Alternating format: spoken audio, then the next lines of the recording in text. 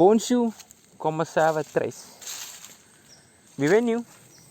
ആർക്കെങ്കിലും മനസ്സിലായോ? ഇതെന്തായാലും മലയാളം അല്ലെന്നും ഇംഗ്ലീഷ് അല്ലെന്നും മനസ്സിലായി കാണുമല്ലേ? അപ്പം ഇതെന്താണെന്ന് അറിയണ്ടേ? ഇതെന്താണെന്ന് അറിയുന്നതിന് മുമ്പ് നമുക്ക് സ്ഥലത്തെത്തണം. സ്ഥലത്തെത്തിയിട്ട് ഇതെന്താണെന്ന് അറിഞ്ഞിട്ട് നമുക്ക് വീട്ടിലോട്ട് പോകാം. ഓക്കെ. ഹലോ ഗൈസ്, അപ്പം നമ്മൾ ഡെസ്റ്റിനേഷൻ എത്തിയിട്ടുണ്ട്.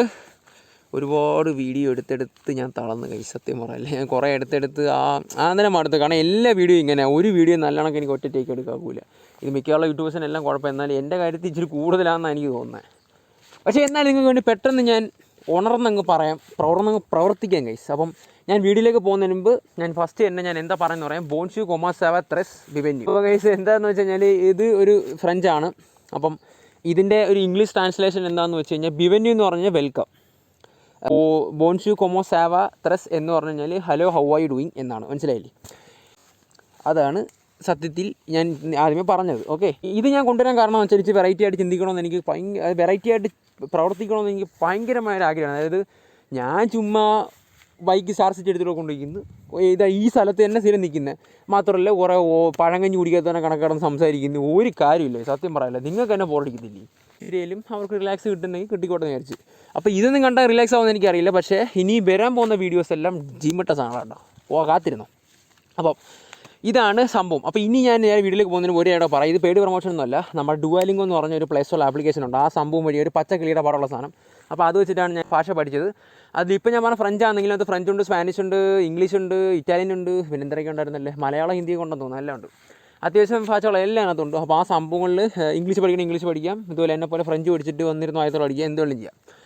അപ്പോൾ ഇതൊക്കെയാണ് നമ്മുടെ എന്താ പറയുക, ആ ഒരു ഫസ്റ്റ് പറഞ്ഞ കാര്യങ്ങളെ പറ്റി, ഞാൻ എങ്ങനെ പഠിച്ചെന്നുള്ള കാര്യങ്ങളെ പറ്റിയുള്ള എല്ലാ ഡീറ്റെയിൽസും. അപ്പോൾ ഇതാണ് നമ്മുടെ സ്റ്റാർ സിറ്റി, എല്ലാവർക്കും അറിയായിരിക്കും മെയിനായിട്ടുള്ള കാര്യങ്ങൾ. അപ്പം ഒരു മാറ്റം കൊണ്ടുവരണമെന്ന് ഞാൻ കഴിഞ്ഞ കുറേ നാളുകൊണ്ട് വിചാരിക്കുന്നത്. അപ്പോൾ ലാസ്റ്റ് വീഡിയോയിൽ ഞാൻ അതിൻ്റെ ഒരു സംഭവം ഞാനൊരു സംഭവം അടിച്ചിട്ടിട്ടാണ്. എന്ന് പറയുമ്പം വീഡിയോ തീരുന്നതിന് മുമ്പ് ഒരു സംഗതി എഡിറ്റ് ചെയ്ത് കൂടെ കയറ്റിയായിരുന്നു. അത് നിങ്ങളിപ്പോൾ സ്ക്രീനിൽ കാണുന്നതാണ്. അടുത്ത വീഡിയോ പോലെ ഇങ്ങനെ ആയിരിക്കത്തില്ലെന്ന്, സത്യമായിട്ടും ഇങ്ങനെ ആയിരിക്കത്തില്ല. നിങ്ങൾക്ക് തന്നെ അറിയായിരിക്കും. ഞാനിപ്പോൾ ചറവറ വായത്തിൽ അടിച്ചുകൊണ്ടിരിക്കുകയാണ്. സാധനം കുഴപ്പമില്ല, നിങ്ങൾക്ക് ഇൻട്രസ്റ്റ് ആവുന്നെങ്കിൽ പറയുക, ഇല്ലെങ്കിൽ നമുക്ക് വേറെ സാധനങ്ങൾ ഇരിപ്പുണ്ട്, എടുത്ത് ഇറക്കാമെന്ന് പിന്നല്ല സംഭവം. ഓക്കെ, ഇവൻ തന്നെ ഈ വണ്ടി തന്നെ വിചാരിക്കുമായിരിക്കും ഈ എന്തൊരു ഭ്രാന്തെന്ന്. അപ്പോൾ കഴിച്ച് നമ്മൾ നേരെ ടോപ്പിക്കിലേക്ക് പോവാണ്. ടോപ്പിക്ക് എന്താണെന്ന് വെച്ച് കഴിഞ്ഞാൽ ഫീമെയിൽ റൈഡേഴ്സ് എന്ന് പറഞ്ഞ ഈ സീരീസിലെ ഫസ്റ്റ് പാർട്ടിലേക്ക് എല്ലാവർക്കും സ്വാഗതം. അപ്പം ഇന്നത്തെ ടോപ്പിക്ക് നമ്മൾ സംസാരിക്കാൻ പോകുന്നത് ഹൗ ടു റൈഡ്.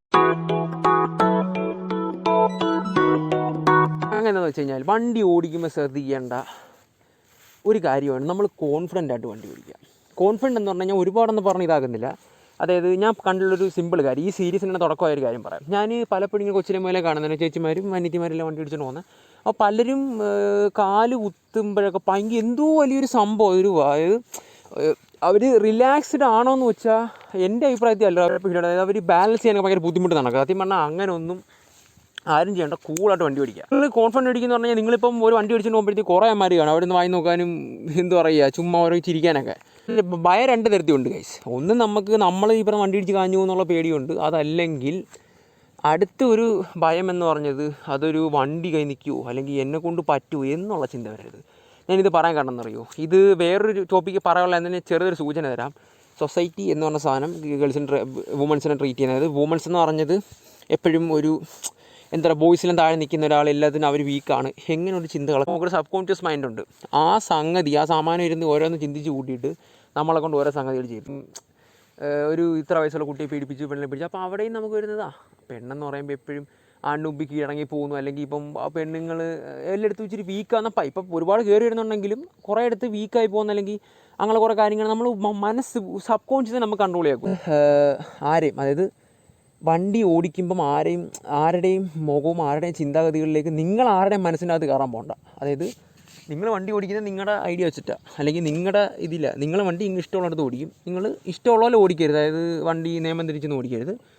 പക്ഷേ വണ്ടി നിങ്ങൾ ആരെയും കണ്ട് അല്ലെങ്കിൽ ആരെയും പേടിച്ചും അല്ലെങ്കിൽ അവിടെ നോക്കുന്നു ഇവിടെ നോക്കുന്നു ആരും നോക്കണം, അവർ നോക്കുന്ന റൊമ്പിക്കടെ തല ഉയർത്തി വണ്ടി ഓടിക്കണം. മനസ്സിലായി പറയാൻ മാത്രമല്ല, നിങ്ങൾ വണ്ടി എടുത്തുമ്പോണ്ടല്ലോ, ഞാൻ കണ്ടിട്ടുള്ള കാര്യം എന്ന് വെച്ചാൽ ഇങ്ങനെ കാലൊക്കെ കുത്തി തുഴഞ്ഞ് വണ്ടി ഓടിക്കും. പക്ഷേ അതിൻ്റെ ഒരു ആവശ്യമുണ്ട്.